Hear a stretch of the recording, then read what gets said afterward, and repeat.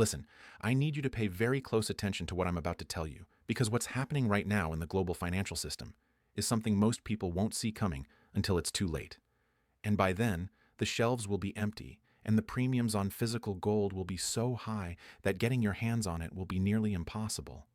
We're not talking about some distant future scenario. We're talking about right now, today, this week. The signs are everywhere if you know where to look. And I'm going to walk you through exactly what's happening, why it matters to you personally, and what you need to do about it before this window closes. Let me start with something that happened just 72 hours ago that should have made front-page news everywhere, but somehow got buried. The COMEX, that's the major commodities exchange in New York where gold futures are traded, just reported the largest single-day withdrawal of physical gold from their vaults in over 18 months. We're talking about 412,000 ounces, gone, in one day. That's roughly 12.8 metric tons of actual physical metal that left the system. Now you might be thinking, okay, so what? People move gold around all the time. But here's what makes this different. When you look at who's doing the withdrawing, it's not retail investors. It's not even the usual suspects. It's registered vault holders, which means these are the big players, the institutions, the people who actually know what's coming. And they're not just moving gold from one vault to another, they're taking delivery. They're pulling it out of the system entirely. And this is happening at the exact same time that we're seeing unprecedented stress in the global food supply chain. I'm not talking about the supply chain issues we saw during the pandemic. This is different. This is structural. Let me give you some numbers that should terrify you. Global wheat inventories are at their lowest levels in 15 years. 15 years. And we're not talking about a small decline. We're down 33% from where we were just 3 years ago. Rice stockpiles in Asia, which feed literally billions of people, are at critical levels. Thailand, Vietnam, India, these are countries that have historically been massive rice exporters, and they're now implementing export restrictions. India just extended their ban on non-basmati white rice exports indefinitely. Vietnam cut their export quotas by 40%. Thailand is talking about doing the same thing. You know what happens when major food-producing nations start hoarding their own supplies? It means they know something. It means their internal projections are showing them scenarios they don't want to talk about publicly because it would cause panic. But the actions speak louder than the press releases. Now let's connect these dots, because this is where it gets really interesting. Gold and food, two of the most fundamental stores of value in human history. And right now, at this exact moment in time, we're seeing simultaneous stress in both markets. That's not a coincidence. That's a signal. Think about what gold represents. It's the ultimate form of money that can't be printed, can't be inflated away, can't be devalued by some central banker deciding to run the printing press at 3 in the morning. It's been money for 5,000 years, and it'll be money long after every fiat currency currently in existence has turned to dust. When institutions start pulling physical gold out of the system in record amounts, they're making a statement. They're saying, we don't trust the paper promises anymore. We want the real thing. And food? Food is even more fundamental than gold. You can't eat gold, but you also can't survive without calories.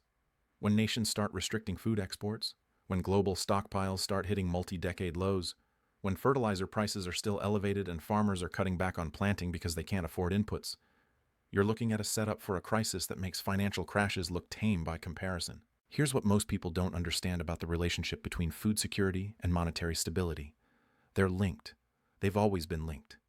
Every major currency crisis in history has been accompanied by or preceded by food price spikes. Weimar Germany, Zimbabwe, Venezuela, Argentina, you go down the list and you'll find the same pattern. First the food gets expensive, then the currency collapses, then people who didn't prepare get absolutely destroyed. We're watching this play out in real time right now, and the scary part is how fast it's accelerating. Just in the last 6 months, we've seen cocoa prices triple. Coffee is up 80%. Orange juice futures hit all-time highs. Sugar is spiking. These aren't just commodities. These are staples. These are things people consume every single day. And when you see across-the-board price increases like this, it's not because of isolated weather events or temporary disruptions. It's systemic. Let me tell you about something that happened in 2008 that most people have forgotten.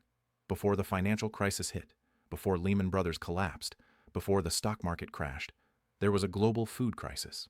Rice prices tripled in 6 months. Wheat doubled. There were food riots in 37 countries. Haiti's government fell. Egypt had to deploy the army to guard bakeries.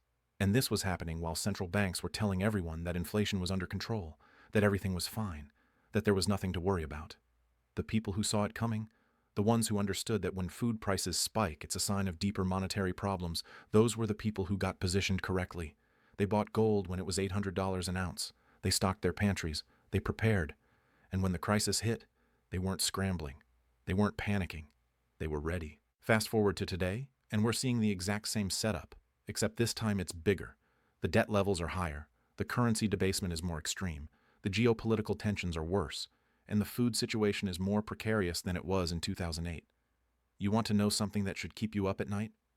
The United States, the breadbasket of the world, the country that's fed more people than any other nation in history, is now running the lowest grain inventory levels relative to consumption in 40 years.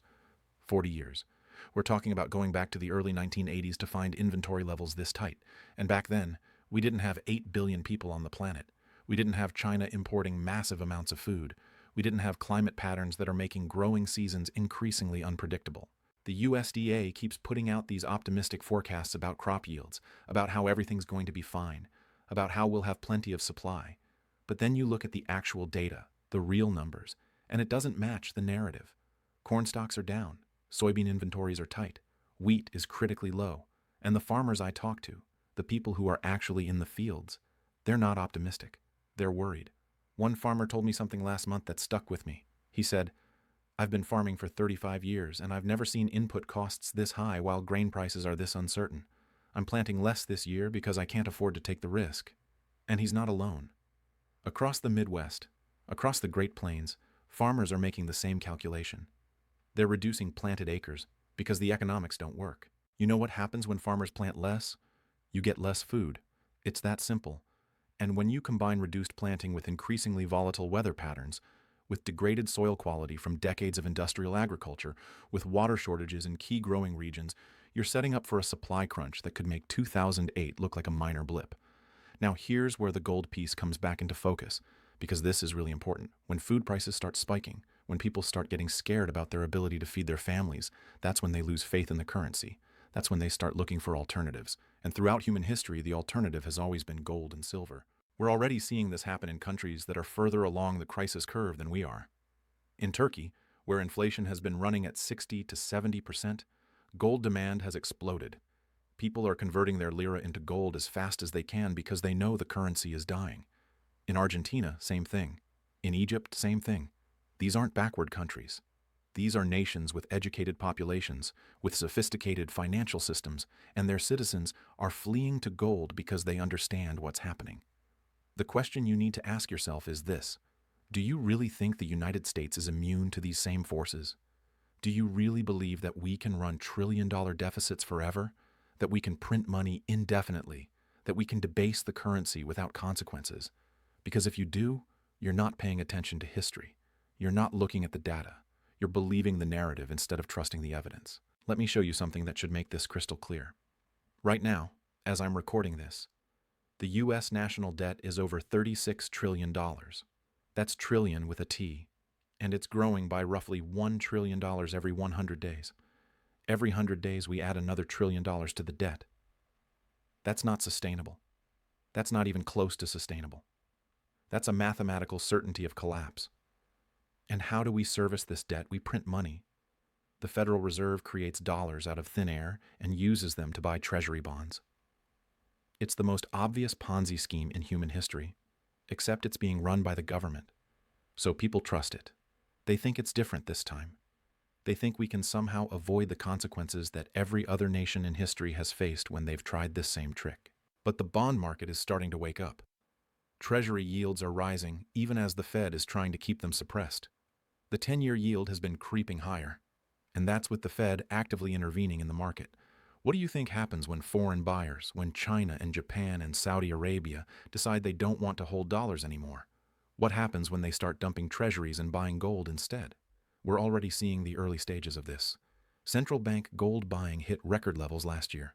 Over 1,000 metric tons purchased by central banks globally. And it's not the usual suspects. It's not just Russia and China. It's Poland. It's Singapore. It's India. It's Turkey. Countries all over the world are diversifying away from dollars and into gold. They're preparing for a world where the dollar is no longer the undisputed reserve currency. And when that shift happens, when the dollar loses its reserve status, the implications for Americans are catastrophic. Everything we import, which is almost everything we consume, becomes dramatically more expensive overnight. Food prices, energy prices, manufactured goods, all of it spikes. And your dollars, your savings, your retirement accounts, they lose purchasing power at a rate that will shock you. This is why you need to be thinking about food and gold together. They're both forms of insurance against the same underlying problem, which is currency debasement and system instability. Food gives you security in the short term. It means you can feed your family regardless of what's happening in the grocery stores. Gold gives you security in the long term. It means you have wealth that can't be inflated away, that will hold its value no matter what happens to the dollar. Let me give you a practical example of how this works. Let's say you have $10,000 in savings right now. If you keep it in cash, in a bank account, what's it going to be worth in 5 years? Well, if we have even modest inflation of 5% per year, which is probably conservative given what we're seeing, that $10,000 becomes worth about $7,800 in today's purchasing power. You've lost 22% of your wealth just by holding dollars. But let's say you take that $10,000 and you split it. You put $5,000 into a 6-month supply of shelf-stable food. Rice, beans, canned goods, freeze-dried meals, whatever makes sense for your family. And you put the other $5,000 into physical gold. What happens? The food gives you immediate security. You know that no matter what happens with food prices, no matter what happens with supply chains, you and your family are going to eat. That's priceless. That's the kind of peace of mind you can't put a dollar value on. And the gold, well, gold has averaged about 8% annual returns over the last 20 years. But more importantly, it's maintained its purchasing power. An ounce of gold today buys roughly the same amount of goods and services that an ounce of gold bought 50 years ago, 100 years ago, 1,000 years ago. So in 5 years, your food stockpile has potentially saved you thousands of dollars in inflated grocery costs, and your gold has not only held its value but likely appreciated significantly, especially if we see the kind of monetary crisis that the data is pointing toward. Now, I know some of you are thinking, this sounds extreme. This sounds like prepper talk. This sounds like fear-mongering. And I get it. I understand the resistance. We've been conditioned to trust the system, to believe that the government and the Federal Reserve have everything under control, that they'll never let things get really bad. But let me ask you something. Did the people of Venezuela think their country would collapse? Did the citizens of Lebanon think their banking system would freeze and their savings would become worthless? Did anyone in Sri Lanka think they'd see their government fall and their economy implode? These things happen. They happen to real countries with real people, and they happen faster than anyone expects. The difference between the people who survive these crises intact and the people who get destroyed is preparation. It's that simple. The people who saw it coming, who took action before the crisis hit, they made it through. The people who waited, who thought it couldn't happen to them, who trusted the authorities to fix things, they lost everything. I'm not saying you need to go build a bunker in the woods and stockpile ammunition. I'm saying you need to be rational about the risks we're facing. You need to look at the data objectively and ask yourself, what's the downside of being prepared? What's the worst that happens if you stock up on food and buy some gold, and then everything turns out fine? You've got food you'll eventually eat anyway, and you've got gold that's held its value. That's not a bad outcome. But what's the downside of not preparing? What happens if you ignore the warning signs?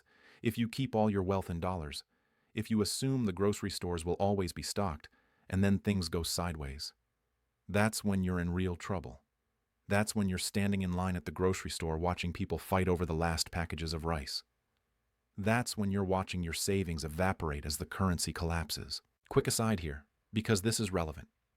If you're sitting on $100,000 or more in retirement accounts, in 401s, Ks, or IRAs, you need to understand that there are ways to protect that wealth. I put together a free guide on how gold IRAs work, how you can get physical gold into your retirement account without triggering tax penalties. It's in the description below. It covers the mechanics, the rules, the strategies that make sense for different situations. Worth checking out if you're in that position and you're concerned about the long-term stability of the dollar. Anyway, back to what's happening right now, because the timeline on this is compressing faster than most people realize. We're not talking about something that might happen in 10 years or 20 years. We're talking about something that's unfolding right now, in real time, and the window to prepare is closing. Look at what's happening in the physical gold market. Premiums on gold coins and bars are elevated and rising. That means demand is outstripping supply. When you go to buy physical gold right now, you're paying significantly more than the spot price, and that premium is a direct reflection of how many people are trying to get their hands on physical metal. The dealers can't keep inventory. The mints are running at full capacity and still can't meet demand. This is not normal. This is what happens when people start to panic. And it's not just retail investors. The big money is moving too. We're seeing massive inflows into gold ETFs, but more importantly, we're seeing outflows from those same ETFs as people convert their paper gold into physical metal. They're taking delivery. They're pulling it out of the system because they understand that in a real crisis, paper promises don't mean anything. Only physical possession matters. The same thing is happening in the food space, although it's less visible because there isn't a centralized market for food stockpiling the way there is for gold. But talk to anyone in the emergency food industry, and they'll tell you that sales are through the roof. Freeze-dried food companies have waiting lists. Bulk grain suppliers are struggling to keep up with demand. People are waking up to the reality that food security is not something you can take for granted. And here's the thing that really concerns me. We're still in the early stages of this. We're still in the phase where most people think everything is fine, where the mainstream narrative is that the economy is strong, that inflation is under control, that there's nothing to worry about. But the smart money, the people who understand how these systems work, they're already positioned. They've already moved. They're already protected. There's a concept in market psychology called the Overton window. It's the range of ideas and actions that are considered acceptable or normal at any given time. Right now, stacking food and gold is outside the Overton window for most people. It's considered extreme, paranoid, unnecessary. But windows shift. They shift fast. And when they shift, when everyone suddenly realizes that preparation is necessary, that's when it's too late. That's when the premiums spike, when the shelves empty, when you can't get what you need at any price. I've studied enough historical crises to know how this plays out. There's always a period where the warning signs are visible, but most people ignore them. Then there's a trigger event, something that shifts perception, and suddenly everyone tries to prepare at once. And that's when the system breaks. That's when you see the panic buying, the shortages, the price spikes that make preparation impossible for the average person. We saw a small taste of this during the early days of the pandemic. Remember the toilet paper shortages? Remember how quickly the grocery stores emptied when people got scared? Now imagine that same dynamic. Except it's not a temporary disruption. It's a structural crisis. It's not about a virus that's going to pass. It's about a monetary system that's failing and a food supply chain that's breaking. The people who prepared before the pandemic hit, who had supplies on hand, they didn't have to panic. They didn't have to fight crowds at Costco. They were fine. And the people who waited, who thought it was no big deal, who assumed the stores would restock quickly, they learned a hard lesson about the fragility of just-in-time supply chains. Now multiply that lesson by a factor of 10, because what's coming is bigger than a pandemic. What's coming is a fundamental restructuring of the global financial system, and it's going to happen whether we're ready for it or not. The only question is whether you're going to be positioned correctly when it does. Let me give you some specific things to think about. On the food side, you want to focus on calorie-dense, shelf-stable items that your family will actually eat. Rice and beans are the foundation. They're cheap, they last forever if stored properly, and they provide complete protein when combined. Add in canned goods, pasta, cooking oil, salt, sugar, basic spices. Think about what you eat now and how you can stockpile shelf-stable versions of those foods. Don't make the mistake of buying a bunch of freeze-dried meals that taste like cardboard and that your family won't eat. You want food that you'll rotate through, that you'll actually consume as part of your normal diet. That way you're not wasting money and you're ensuring that your stockpile stays fresh. On the gold side, focus on recognizable, liquid forms. American gold eagles, Canadian maple leafs. These are coins that are easy to buy and sell, that have low premiums, that everyone recognizes. Don't get caught up in numismatics or collectibles. You want bullion. You want weight. You want ounces of gold that will hold their value regardless of what happens. And think about silver too, because silver is more practical for smaller transactions. If you need to trade for goods or services in a crisis scenario, you're not going to want to break out a 1-ounce gold coin that's worth $2,000 or more. You want silver coins, 1-ounce rounds, things that are divisible and practical. The key is to start now. Don't wait for the perfect moment. Don't wait for prices to come down. Don't wait for more confirmation. The confirmation is already here. The data is screaming at you. The question is whether you're going to listen. I've talked to so many people over the years who understood the risks, who knew they should prepare, but who kept putting it off. They were waiting for a better entry point on gold. They were waiting for a sale on food. They were waiting for something. And then the crisis hit, and they were caught flat-footed. They had to scramble. They had to pay inflated prices. They had to settle for whatever they could get instead of what they actually needed. Don't be that person. Don't let normalcy, bias, and inertia keep you from taking action. The cost of being wrong about this, the cost of not preparing and then needing to, is catastrophic. The cost of being wrong the other way, of preparing and not needing to, is minimal. You've got food you'll eat and gold that holds its value. That's not a loss. That's just prudent financial planning. Think about your family. Think about your kids if you have them. Think about your parents. Think about the people who depend on you. What's your responsibility to them? Is it to hope that everything works out? To trust that the system will hold together? To assume that someone else will fix the problems? Or is it to take concrete action to ensure their security regardless of what happens? I know what my answer is. I know what I've done for my family. We've got food stored. We've got gold and silver. We've got a plan. And I sleep better at night knowing that if things go sideways, we're going to be okay. We're not going to be dependent on government assistance or charity or the kindness of strangers. We're going to be self-sufficient. That's what this is really about. It's not about fear. It's not about paranoia. It's about self-reliance. It's about taking responsibility for your own security and not outsourcing it to institutions that have proven time and time again that they can't be trusted. The Federal Reserve has destroyed 98% of the dollar's purchasing power since they were created in 1913. The government runs deficits that would bankrupt any private entity. The food supply chain is optimized for efficiency, not resilience. These are facts. These are not conspiracy theories. These are observable realities that anyone can verify. And when you understand these realities, when you really internalize what they mean, the logical response is to prepare. It's to take action. It's to position yourself and your family for a world where the old assumptions no longer hold. We're living through a historic transition.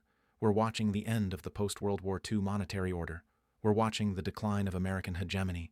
We're watching the emergence of a multipolar world where the dollar is no longer king. And these transitions are never smooth. They're never orderly.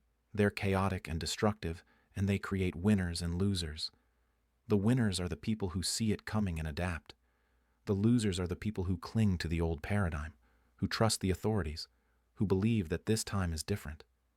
History is littered with the wreckage of people who made that mistake. Don't be part of that wreckage. Be part of the group that makes it through intact. Stack food, stack gold, prepare your family, and do it now while you still can, while the window is still open. Because I'm telling you, that window is closing fast, and once it shuts, your options become very limited very quickly. This is not a drill. This is not a theoretical exercise. This is real. It's happening now. And the decisions you make in the next few weeks and months are going to determine how you and your family fare in the crisis that's coming. Choose wisely. Act decisively. And whatever you do, don't wait.